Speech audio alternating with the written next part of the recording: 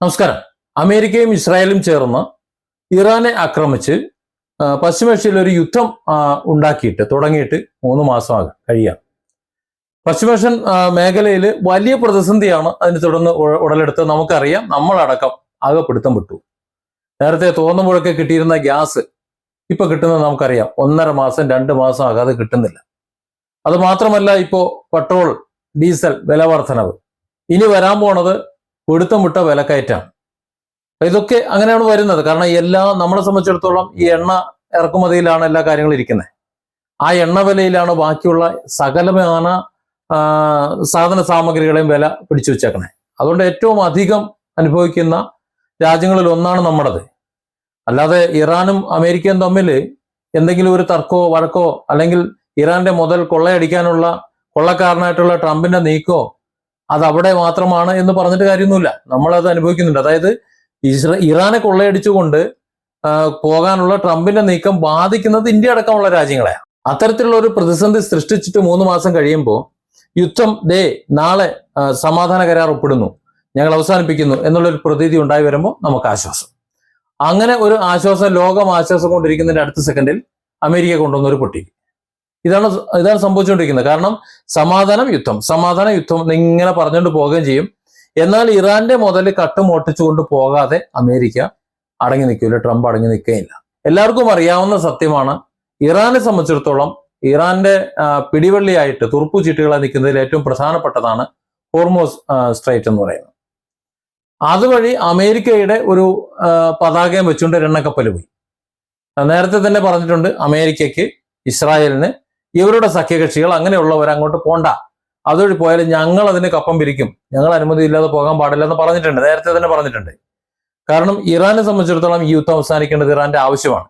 അതേസമയം ഇറാന്റെ സ്വത്തും വകകളും കൊടുത്ത് ഇറാന്റെ ആത്മാഭിമാനം അമേരിക്കയുടെ കാൽക്കീഴിലേക്ക് കൊണ്ടുവന്ന് വെച്ചു കൊടുത്തിട്ട് അങ്ങനെ സമാധാനം ഉണ്ടാക്കേണ്ട ആവശ്യമായിട്ട് ഇല്ലാതാണ്.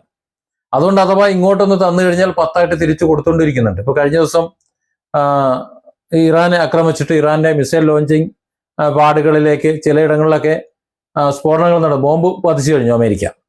എന്നാൽ തൊട്ടടുത്ത നിമിഷം അമേരിക്കയുടെ ഡ്രോണുകൾ, നേരത്തെ നമ്മൾ കണ്ടിരുന്നു, ഈ അമേരിക്കയുടെ F-15 അല്ലെങ്കിൽ F-35 ഒക്കെ ഈസി ആയിട്ട് തൂക്കി നിലത്തിട്ടുകൊണ്ടിരിക്കുന്ന ഇറാനെ സംബന്ധിച്ചിടത്തോളം ഇതിനൊക്കെ കാരണമാകുന്ന ഡ്രോണുകൾ, നിരീക്ഷണ ഡ്രോണുകളും മറ്റുമൊക്കെ തകർത്തിടാൻ അവർക്കിപ്പോൾ പ്രയാസമൊന്നുമില്ല. അതായത് ആകാശ മേഖലയിലും മറ്റ് ആധുനിക ടെക്നോളജികളും ഒക്കെ അവർ വളരെയധികം മുന്നോട്ട് പോയിട്ടുണ്ട്.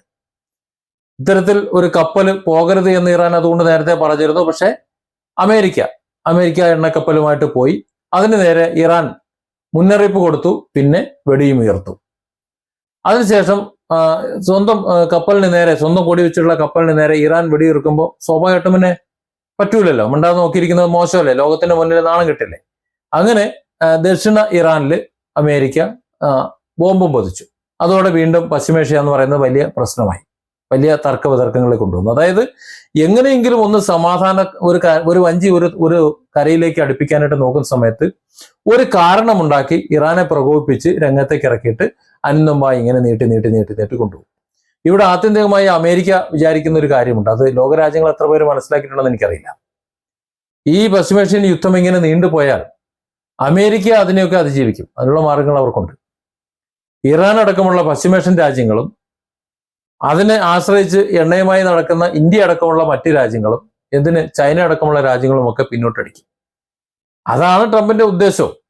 ചൈനയുടെ ഈ അടുത്ത കാലത്തുള്ള അഭൂതമായിട്ടുള്ള ടെക്നോളജി പരമായിട്ടും സാമ്പത്തികമായിട്ടുള്ള ഒരു വളർച്ച സഹിക്കാൻ പറ്റൂല. കാരണം ഇന്ന് അവർക്ക് സ്വന്തമായി ഗൂഗിൾ പോലെ പ്ലാറ്റ്ഫോം ഉണ്ട്. എല്ലാ പ്ലാറ്റ്ഫോമുകളും അവർക്ക് സ്വന്തമായിട്ടുണ്ട്. അവരുടെ ആധുനിക ടെക്നോളജികൾ നമ്മൾ കണ്ട അന്തം വിടും, ഇതെവിടെയാണ് ചൈന ജീവിക്കുന്നത് എന്ന്. നമ്മളൊക്കെ സ്വപ്നത്തിൽ പോലും കാണാത്ത ഒരു ലെവലിലുള്ള ഒരു വളർച്ച അവരെത്തിക്കഴിഞ്ഞു. അമേരിക്കയ്ക്ക് എത്തുന്ന ഇലക്ട്രോണിക്സ് ഉപകരണങ്ങളിൽ നല്ലൊരു ഭാഗവും അതിന്റെ ചില പാർട്ടുകളെങ്കിലും കൈകാര്യം ചെയ്യുന്നത് ചൈനയാണ്. അപ്പോൾ ആ ചൈനയെ മറികടക്കണം, അല്ലെങ്കിൽ അതിനെ ഇടിച്ചുകൊണ്ട് താഴ്ത്തിക്കൊണ്ട് തങ്ങൾക്ക് മുന്നേറണം. ഒന്ന്. രണ്ടാമത്തത് ഇന്ത്യ ലോകത്തൊരു ശക്തിയായി വളർന്നു വന്നുകൊണ്ടിരിക്കുകയാണ്.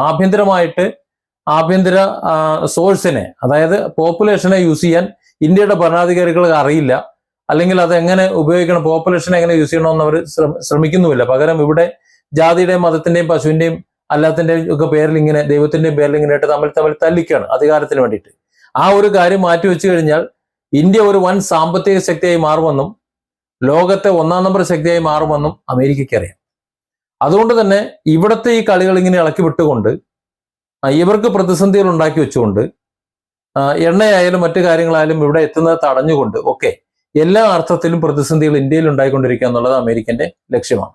അതിന് തുടക്കമാണ് നേരത്തെ ആ താരിഫ് വർധനയും മറ്റു കാര്യങ്ങളും ഒക്കെ.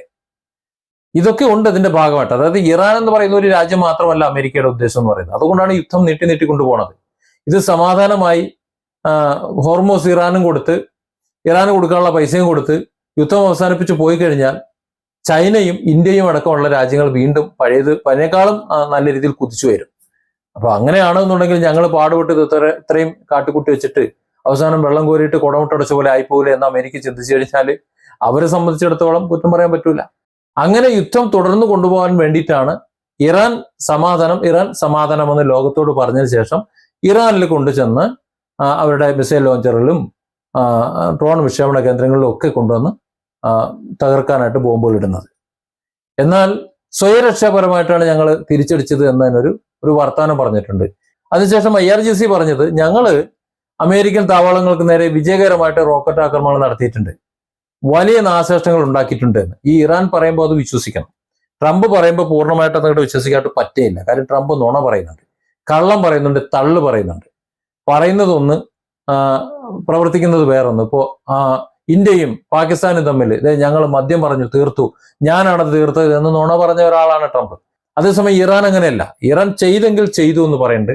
ഇപ്പോ അമേരിക്കയുടെയും ഇസ്രായേലിന്റെയും ഒക്കെ സംയുക്ത ആക്രമണത്തിൽ ഇറാന്റെ ഭരണാധികാരികളെല്ലാം കൊല്ലപ്പെട്ടു എന്ന് ആദ്യം റിപ്പോർട്ട് ചെയ്തത് ഇറാനാണ്, അല്ലാതെ അമേരിക്കയോ മറ്റുള്ളവരൊന്നുമല്ല.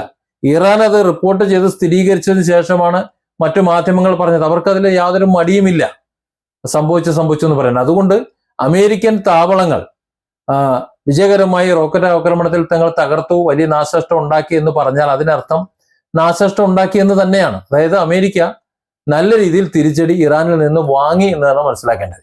കഴിഞ്ഞ 39 ദിവസമായിട്ട് മേഖലയിൽ നീണ്ടു നിന്നിട്ടുള്ള കടുത്ത യുദ്ധത്തിന് ശേഷം ഇപ്പോ താൽക്കാലിക വെടിനിർത്തലാണ് എന്നാണ് പറയുന്നത്. ഇതിനിടയിലാണ് ഒരു സമാധാന കരാറിനായുള്ള നീക്കങ്ങൾ ഖത്തറും അവിടെയും ഇവിടെയും എല്ലാവരും കൂടെ ചേർന്നിട്ട് നടത്തിക്കൊണ്ടിരുന്നത്.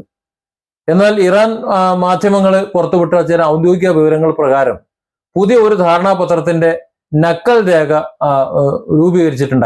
രൂപം കൊടുത്തിട്ടുണ്ടായിരുന്നു. അതിലെ പ്രധാന വ്യവസ്ഥകൾ എന്ന് പറയുന്നത് ഹോർമോസ് കടലിടുക്ക് തുറക്കുക, താൽക്കാലികമായി ഹോർമോസ് കടലിടുക്കിലുള്ള കപ്പൽ ഗതാഗതം പൂർണ്ണമായും അനുവദിക്കാൻ ഇറാൻ തയ്യാറാണ്. അതായത് അതുവഴി കപ്പൽ പോകാത്തതാണ് ഏറ്റവും പ്രധാന പ്രശ്നം. അപ്പോൾ ഒരു കരാർ വന്നാൽ, സമാധാന കരാറിൽ വന്നാൽ ആദ്യത്തെ പ്രയോറിറ്റി തന്നെ ഒരു കണ്ടീഷനും ഇല്ലാതെ മറ്റൊരു യുദ്ധം ഉണ്ടാകില്ല എന്ന് ഉറപ്പ് വരുന്നത് വരെ ആ ഹോർമൂസിലൂടെ കടലിടുക്കിലൂടെ കപ്പൽ ഗതാഗതം പൂർണ്ണമായിട്ടും ഇറാൻ അനുവദിക്കും. നേരത്തെ പോയിരുന്നത് പോലെ തന്നെ പോകാൻ വരികയും ചെയ്യാം. അതിന് പകരമായിട്ട് ഇറാന്റെ തുറമുഖങ്ങൾക്കും നാവിക താവളങ്ങൾക്കും മേൽ അമേരിക്ക ചുമത്തിയിട്ടുള്ള കടുത്ത ഉപരോധങ്ങളുണ്ട്. അത് പിൻവലിക്കണം. അത് പിൻവലിക്കും. അത് കരാറിലുള്ളതാണ്. അതോടെ ഇറാന് സുഗമമായിട്ട് എണ്ണ കയറ്റുമതി ചെയ്യാനും അത്യാവശ്യ സാധനങ്ങൾ ഇറക്കുമതി ചെയ്യാനും സാധിക്കും. ഈ രണ്ട് കാര്യങ്ങൾ തന്നെ മതി ഇറാനെ സംബന്ധിച്ചിടത്തോളം. കാരണം ലോകത്തെ സംബന്ധിച്ചിടത്തോളം, കാരണം ലോകത്തിന് എണ്ണയാണ് ഇപ്പോൾ ആകെയുള്ള പ്രശ്നം. ആ എണ്ണ എല്ലാവർക്കും സുഗമമായി കിട്ടും. ഇറാനെ സംബന്ധിച്ചിടത്തോളം തങ്ങളുടെ എണ്ണ സുഗമമായിട്ട് വിൽക്കാനും പറ്റും. അത് അമേരിക്കയുടെ അനാവശ്യമായിട്ടുള്ള ആ ഉപരോധം അത് എടുത്തു കളയാമാണ്. എന്നാൽ ഇതൊരു നക്കൽ മാത്രമാണ്. ഇതൊരു ഔദ്യോഗികമായിട്ട് ഏതെങ്കിലും വിധത്തിലൊരു സ്ഥിരീകരണം ഇതിനില്ല. ഹോർമൂസ് കടലിടുക്ക് ഇറാന്റെയും ഒമാന്റെയും ഒക്കെ സംയുക്ത സ്വാധീന മേഖലയായിട്ട് നിലനിർത്താനാണ് തങ്ങൾ ആഗ്രഹിക്കുന്നത് എന്നാണ് ഇറാന്റെ നിലപാട്. ഈ പ്രദേശത്തോട് പോകുന്ന കപ്പലുകൾ, ഹോർമൂസിലൂടെ പോകുന്ന കപ്പലുകളിൽ വലിയ തോതിൽ ചുങ്കം ഈടാക്കാൻ ഒമാന്റെ സഹായത്തോടെ ഇറാൻ നടത്തുന്നു എന്നും വാർത്തകൾ വരുന്നുണ്ട്. കാരണം അവരാണ് അതിന്റെ ഹോർമൂസിന്റെ പരിസരത്തുള്ളവർ. കഴിഞ്ഞ ദിവസങ്ങളിൽ ഒട്ടനവധി വിദേശ എണ്ണ കപ്പലുകൾ ഇറാന്റെ അനുമതിയോടുകൂടി തന്നെ ഈ കടലിടുക്ക് കടന്നു പോയിട്ടുമുണ്ട്. ഈ പ്രദേശത്ത് വിതറിയിട്ടുള്ള മൈനുകളെ കുറിച്ചുള്ള കൃത്യമായ വിവരങ്ങൾ ഇറാന് മാത്രമേ അറിയൂ. അതുകൊണ്ട് തന്നെ ഇറാൻ പറയുന്ന വഴിയിലൂടെ മാത്രമേ കപ്പലുകൾക്ക് പോകാൻ കഴിയുള്ളൂ. അവരുടെ റൂട്ട് മാപ്പ്, അകമ്പടി അതൊക്കെ സ്വീകരിച്ച് തന്നെയാണ് കപ്പലുകൾ യാത്ര ചെയ്യുന്നത്. ഇവിടെ ട്രംപിന് ചില കർക്കശ നിലപാടുകളുണ്ട്. അമേരിക്കയിൽ വരാനിരിക്കുന്ന തെരഞ്ഞെടുപ്പുകളുടെ പശ്ചാത്തലത്തിൽ ഡൊണാൾഡ് ട്രംപ് കടുത്ത സമ്മർദ്ദത്തിലാണ്. സത്യത്തില് ആഗോളതലത്തിൽ ട്രംപിന് ലഭിക്കുന്ന പിന്തുണ, നേരത്തെ നല്ല പിന്തുണ ഉണ്ടായിരുന്നു. ഇപ്പൊ ആ പിന്തുണ കുറഞ്ഞു വരികയാണ്. സഖ്യകക്ഷികൾ പോലും ഇപ്പോ ഇറാനുമായി അടിക്കുന്ന സമയത്ത് നേരത്തെ അനങ്ങിക്കഴിഞ്ഞാൽ ഫ്രഞ്ചും മറ്റുള്ളവരും ഒക്കെ ചാടി ഇറങ്ങുമായിരുന്നു. ഫ്രാൻസും ഇറ്റലിയും ഒക്കെ ചാടി ഇറങ്ങുമായിരുന്നു. അതൊക്കെ അവർ ആരും തന്നെ ഇറങ്ങിയില്ല. ട്രംപ് ഒറ്റപ്പെട്ടു പോകുന്ന സാഹചര്യം ഉണ്ടായി. ഇങ്ങനെയുള്ള തോന്നിയാസങ്ങൾ കാണിക്കുമ്പോൾ, അല്ലെങ്കിൽ വെറുതെ ഇറാന്റെ കാൽക്കീഴിൽ കൊണ്ടുവന്ന് തലവെച്ചു കൊടുക്കാൻ തങ്ങളില്ലേ എന്ന് പറഞ്ഞവർ ഒഴിയുന്ന ഒരു സാഹചര്യം ഉണ്ടായി.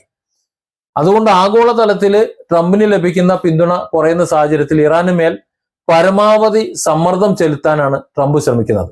അതുകൊണ്ടാണ് അയാൾ തന്റെ ട്രൂത്ത് സോഷ്യലിലൂടെ അല്ലെങ്കിൽ നടത്തുന്ന പത്രസമ്മേളനങ്ങളിലൂടെ മറ്റ് സ്ഥലങ്ങളിലൊക്കെ കിട്ടുന്ന അവസരങ്ങളിലൊക്കെ അദ്ദേഹം ഇറാനെതിരെ രൂക്ഷമായ ഭാഷയിൽ പ്രതികരിക്കുന്നത്. ഇറാനെ പ്രകോപിപ്പിക്കുന്ന മറ്റു ചില പ്രസ്താവനകളുടെ ഇടയ്ക്കിടയ്ക്ക് ട്രംപ് ഇറക്കി വിടുന്നുണ്ട്. ഇറാൻ തങ്ങളുടെ പക്കലുള്ള സമ്പുഷ്ടീകരിച്ച യുറേനിയം ഏകദേശം 440 കിലോ ഉള്ള യുറേനിയമാണ്. അത് സുരക്ഷിതമായി മറ്റൊരു രാജ്യത്തേക്ക് മാറ്റാൻ തയ്യാറാണെന്ന് ഇറാൻ അറിയിച്ചിട്ടു എന്നാണ് ട്രംപ് പറയുന്നത്. ട്രംപ് പറയുന്നതാണ്, ലോകരാജ്യങ്ങളെ വിശ്വസിപ്പിക്കുകയാണ് ഇറാൻ അങ്ങനെ സമ്മതിച്ചിട്ടുണ്ട് എന്ന്. അപ്പോൾ അങ്ങനെ സമ്മതിച്ചിട്ടുണ്ട് എന്ന് പറഞ്ഞുകൊണ്ട് ഇറാൻ അത് നിഷേധിക്കാതെ വന്നാൽ കരാർ ഒപ്പിടാം. എന്നിട്ട് ഇത് മറ്റേ രാജ്യത്തേക്ക് അല്ലെങ്കിൽ അമേരിക്ക ഉദ്ദേശിക്കുന്ന രാജ്യത്തേക്ക് യുറേനിയം മാറ്റിയിട്ടില്ല എന്നുണ്ടെങ്കിൽ ഇറാൻ കരാർ ലംഘനം നടത്തിയെന്ന് അവകാശപ്പെട്ടുകൊണ്ട് വീണ്ടും വന്നടിക്കാം. അതായത് ഒരു കയറെടുത്ത് കഴുത്തിലിട്ടിട്ട് അതൊരു കുറ്റിമേ കെട്ടിയിട്ട് ഓടിപ്പൊയ്ക്കോ എന്ന് പറയാണ്. എന്നാൽ ഇങ്ങനെയൊക്കെ പറയുമ്പോഴും ഇങ്ങനെ ഒരു ആണവ ഉടമ്പടി ഉണ്ടായാൽ പോലും ഇറാന്റെ മേല് സാമ്പത്തിക ഉപരോധങ്ങൾ കുറെ കാലമായി വെച്ചിട്ടുണ്ട്. നമുക്കറിയാം 47 വർഷങ്ങളായിട്ട് ഉപരോധങ്ങളുണ്ട്. അത്തരത്തിലുള്ള ഉപരോധങ്ങളൊന്നും പിൻവലിക്കാൻ താൻ തയ്യാറല്ല, അമേരിക്ക തയ്യാറല്ല എന്നുള്ള ഒരു ഏകപക്ഷീയമായിട്ടുള്ള ഒരു നിലപാടും ട്രംപ് സ്വീകരിച്ചിട്ടുണ്ട്. ചർച്ചകൾ സത്യത്തിൽ ഈ യുദ്ധം നിർത്താനുള്ള ചർച്ചകൾ വിജയകരമാകണമെന്നുണ്ടെങ്കിൽ രണ്ടു ഭാഗത്തുനിന്നും വിട്ടുവീഴ്ച ഉണ്ടാകണം എന്നുള്ള കാര്യത്തിൽ ഒരു തർക്കമില്ല. പക്ഷെ ഇവിടെ ട്രംപിന്റെ ഈ കടുംപിടുത്തം എല്ലാവിധ നയതന്ത്ര തത്വങ്ങളുടെയും അത് ലംഘിക്കപ്പെടുകയാണ്. അതുകൊണ്ട് തന്നെ ലോക സമാധാനം അനിശ്ചിതത്വത്തിലായി എന്ന് പറയാതിരിക്കാൻ വയ്യ. താൽക്കാലികമായിട്ട് വലിയ യുദ്ധം ഇപ്പോൾ ഒഴിവാക്കപ്പെട്ടിട്ടുണ്ടെങ്കിലും കൃത്യമായിട്ടുള്ള ഒരു ഔദ്യോഗിക കരാർ ഇല്ല ഇപ്പോൾ. അതായത് യുദ്ധം നിർത്തിയതായിട്ടുള്ള ഒരു ഔദ്യോഗിക കരാറില്ല. അതിന്റെ അഭാവത്തിൽ പശ്ചിമേഷ്യയിലെ സമാധാനം ഇപ്പോഴും ഉണ്ട് എന്ന് പറയാൻ പറ്റൂല. അത് പ്രതിസന്ധി തന്നെയാണ്. ഖത്തർ, പാകിസ്ഥാൻ തുടങ്ങിയ രാജ്യങ്ങളുടെ മധ്യസ്ഥയിൽ ടെഹ്റാനിൽ കേന്ദ്രീകരിച്ചിട്ട് സമാധാന ചർച്ച സജീവമായിട്ട് നടക്കുന്നുണ്ട്. ഇറാന് അതിൽ പങ്കെടുക്കുന്നുമുണ്ട്. കാരണം ആ രാജ്യങ്ങളെ പിണക്കാൻ തൽക്കാലം ഇറാന് താല്പര്യമില്ല. ഇനി വരും ദിവസങ്ങളിൽ അമേരിക്കയും അതുപോലെ ഇറാനും ഇവർ രണ്ടുപേരും എടുക്കുന്ന നയതന്ത്രപരമായിട്ടുള്ള നിലപാടുകളാണ് ഇനിയിപ്പോൾ പശ്ചിമേഷ്യ സമാധാനപരമാണോ അല്ലെങ്കിൽ ആയിരിക്കണോ വേണ്ടേ എന്നൊക്കെ തീരുമാനിക്കുന്നത്. ഇവിടെ ഏറ്റവും പ്രധാനം സമാധാനത്തിലേക്ക് എത്തി എന്ന് വരുന്ന സന്ദർഭത്തിൽ അമേരിക്ക കയറി ഇടപെടുന്ന ഇടപെടലാണ്. ആ ഇടപെടലാകട്ടെ ഈ ലോകത്തിന്റെ സമാധാനത്തിന് അശാന്തി പകരുന്നതാണ്. ഒരിക്കലും സമാധാനം ഉണ്ടാകൂല എന്ന രീതിയിൽ ഒരു വല്ലാത്തൊരു ഭീതി പടർത്തുന്നതുമാണ്. Different angles. Don't forget to subscribe and support this channel.